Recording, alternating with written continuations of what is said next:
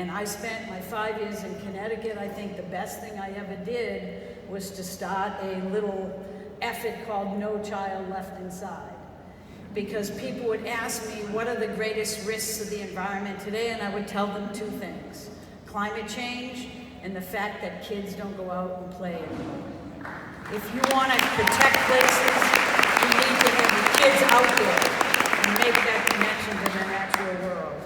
And I will tell you that at some point in time, we will have an administration in Washington that understands the definition of in perpetuity. It just might take a couple of years. So I'm very excited about opportunities in the future. But right now, the things that I'm working on have to do with the connection between climate change, health, in particular kids' health, and the natural world. And I'm doing that because I think climate change is important. I think it is not just important because of polar bears.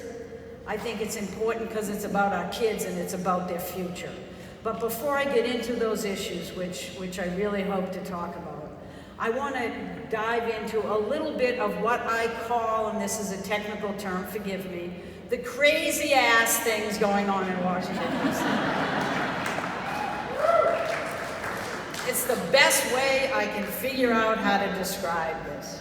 Because it is crazy ass. It is absolutely nuts. But I am going to totally convince you by the time this is over. You can't see me.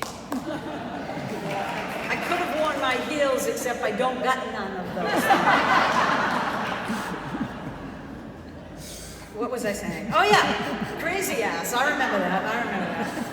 Listen, I want to talk a little bit about what's happening at EPA, because you may not realize it, but you're going to leave here more hopeful than when you walked in. That is what the plan is.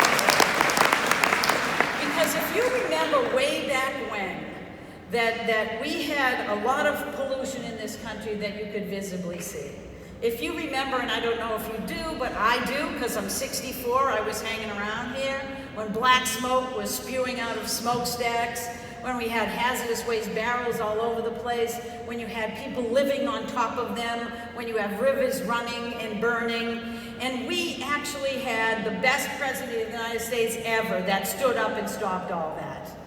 Do you know who that was? Richard Nixon. It was a joke, but it's true.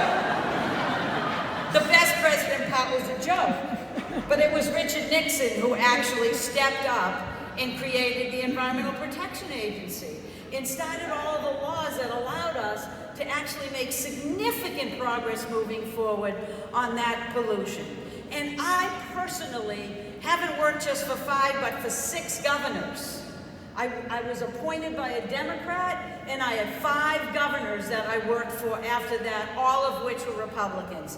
Now, I will readily admit that a Republican in New England looks a lot like a moderate Democrat on the Hill. But nevertheless, we knew back then, and we knew every step of the way, that clean air wasn't just to benefit Democrats. I actually learned that Republicans really appreciate it if their kids don't have asthma attacks. And they actually like clean water. And when they don't get it, they call EPA and demand it. So let's get over this partisan politics, and that's the last time I'm going to say the word politics, because it wasn't about an election. That is the last time I'm going to talk about it, because the challenge we face today is to stop connecting these issues with partisan politics. I don't want either the Democrats or the Republicans thinking that climate change is part of a party platform. I want to go back to the fact that pollution kills. It's an indiscriminate killer.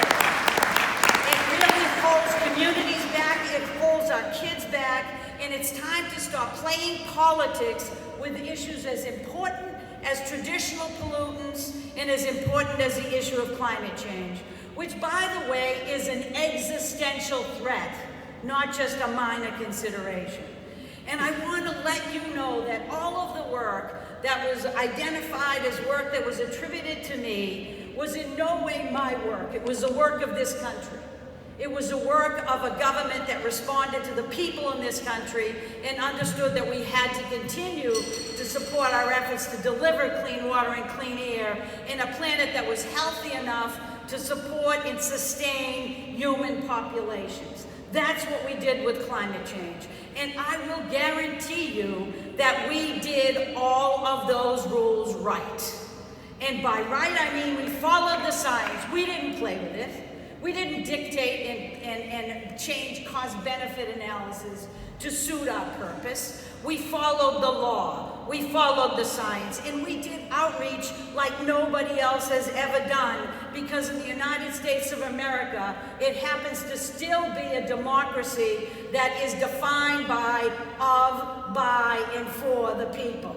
So there is no way anyone was going to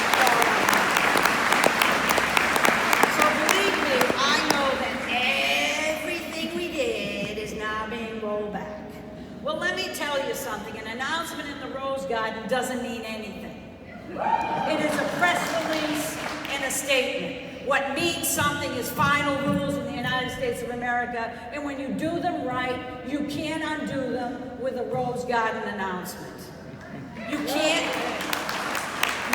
absolve the United States of America from its responsibility to be part of the international community. And it is not going to actually live well beyond today. And we have to take back our ability to speak for ourselves, to hang on to the rules that mattered, and to move forward. Because as far as I know, what we did represented the core values of the United States of America that we have supported for decades, and we are going to continue to demand leadership to respond to those core values. That's where we are today. That's where we're heading. That's why I am hopeful.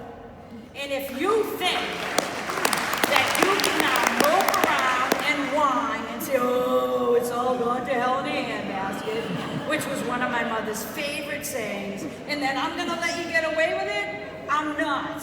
I'm gonna slap you upside your head and tell you that if I can get up every morning and be hopeful, then get your ass out of bed and be hopeful too.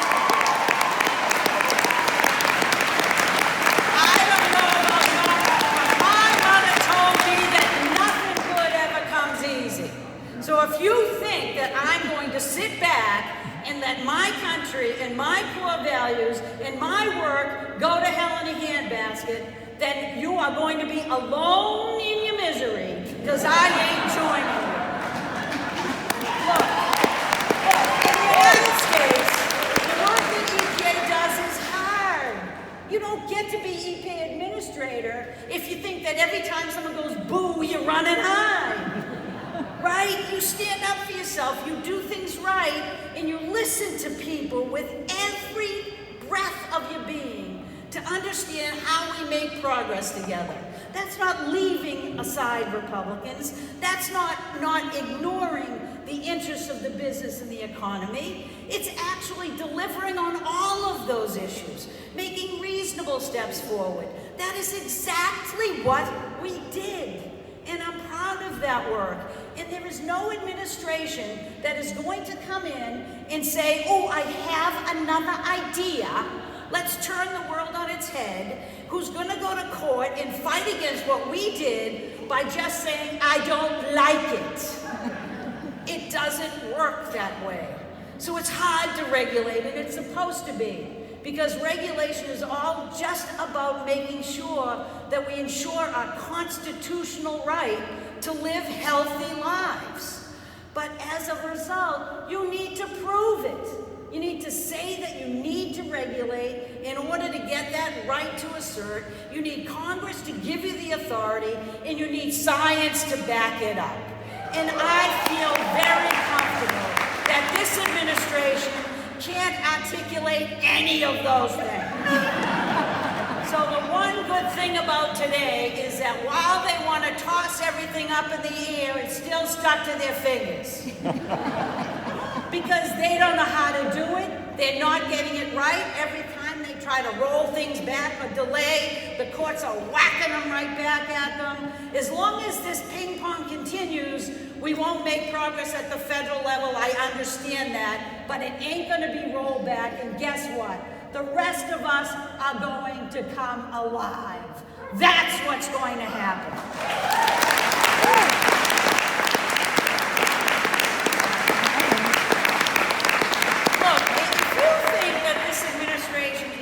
To win by denying climate change, it's delusional.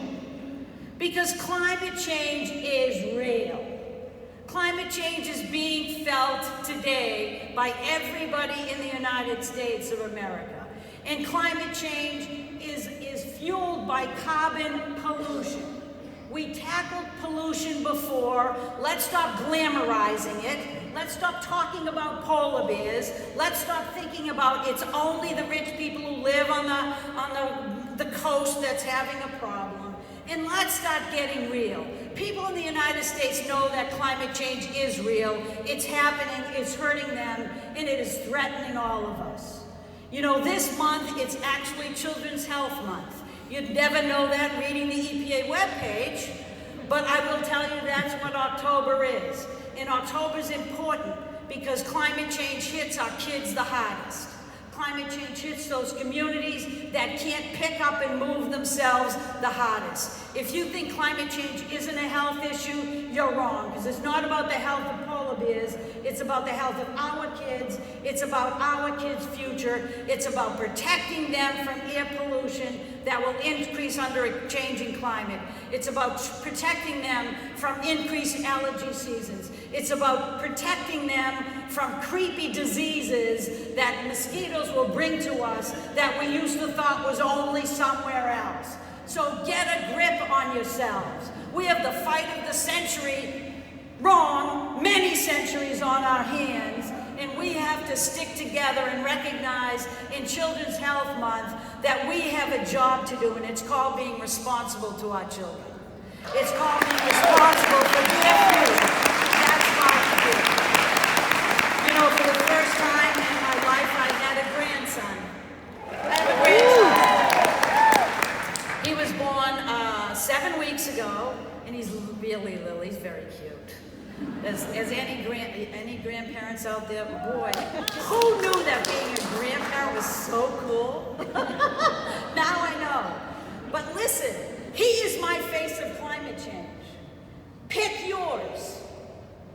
Pick yours. Get focused on the people you care about the most, and then start rallying, because it's their future that's at stake. 2050 sounded so far away a long time ago when we were talking about climate change. Oh, by 2050.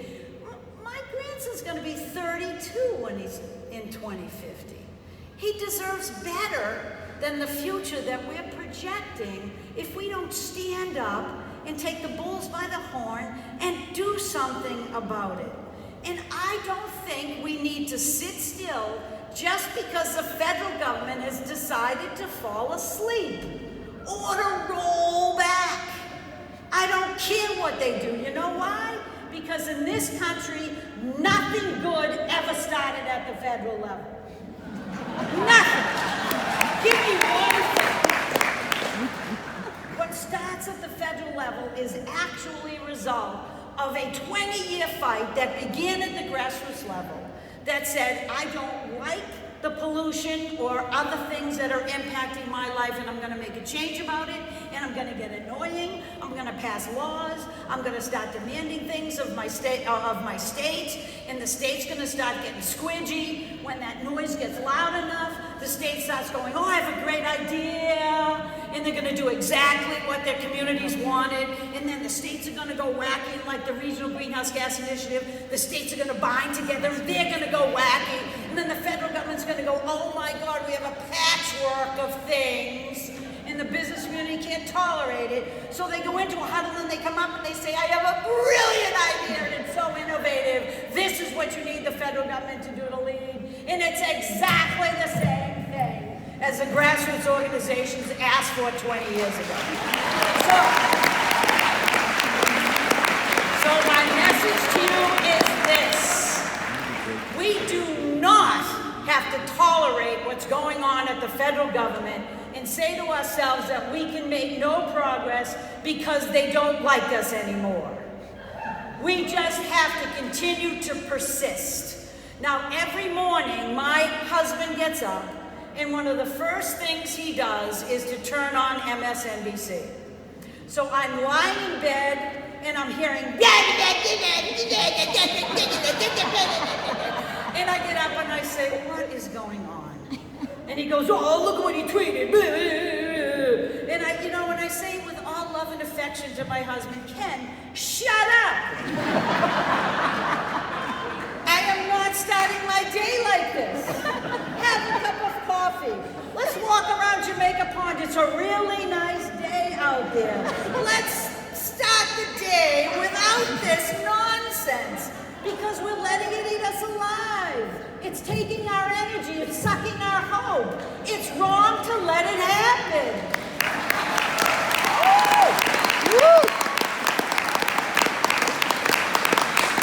Now, we have a job to do. So the first thing I want to do is I want you to recognize that I think most people recognize in the United States, in fact, I know this from polling, which was absolutely correct in the last election.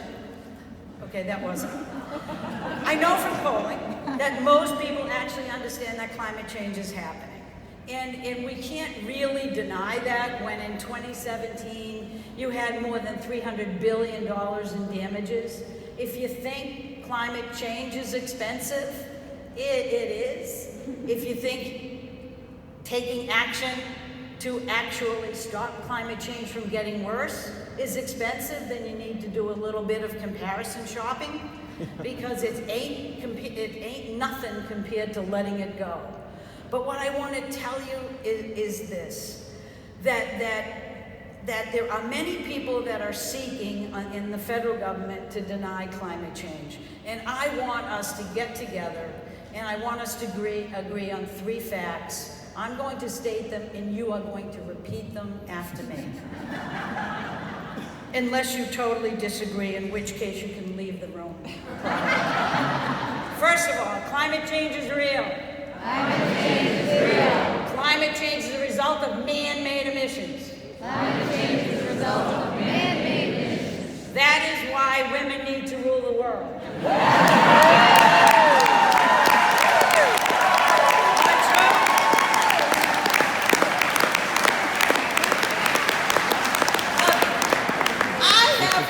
Because we are going to rule the world.